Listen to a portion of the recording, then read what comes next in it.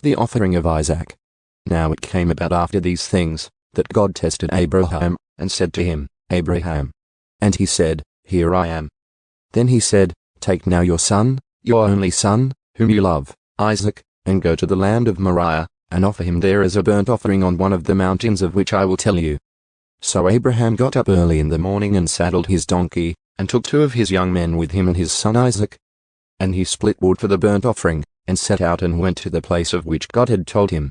On the 3rd day Abraham raised his eyes and saw the place from a distance. Then Abraham said to his young men, Stay here with the donkey, and I and the boy will go over there, and we will worship and return to you. And Abraham took the wood for the burnt offering and laid it on his son Isaac, and he took in his hand the fire and the knife. So the 2 of them walked on together. Isaac spoke to his father Abraham and said, My father. And he said, Here I am, my son. And he said, Look, the fire and the wood, but where is the lamb for the burnt offering? Abraham said, God will provide for himself the lamb for the burnt offering, my son.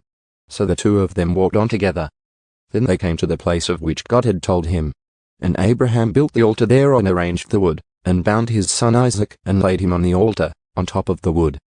And Abraham reached out with his hand and took the knife to slaughter his son. But the angel of the Lord called to him from heaven and said, Abraham, Abraham. And he said, Here I am.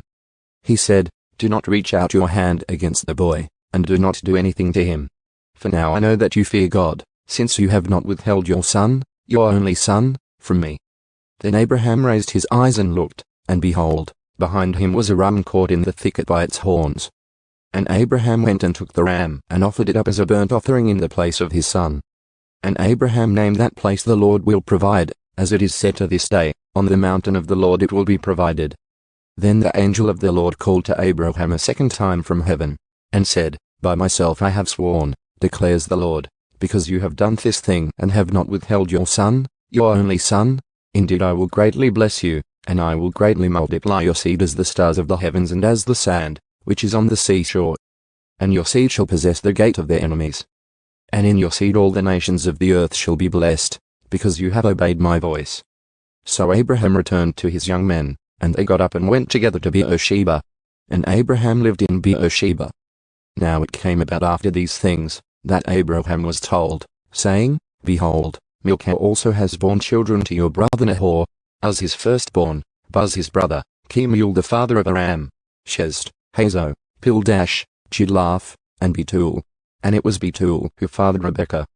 These 8 Milcah bore to Nahor, Abraham's brother. His concubine, whose name was Rumah, also gave birth to Tabah, Yaam, Tahash, and Maachah.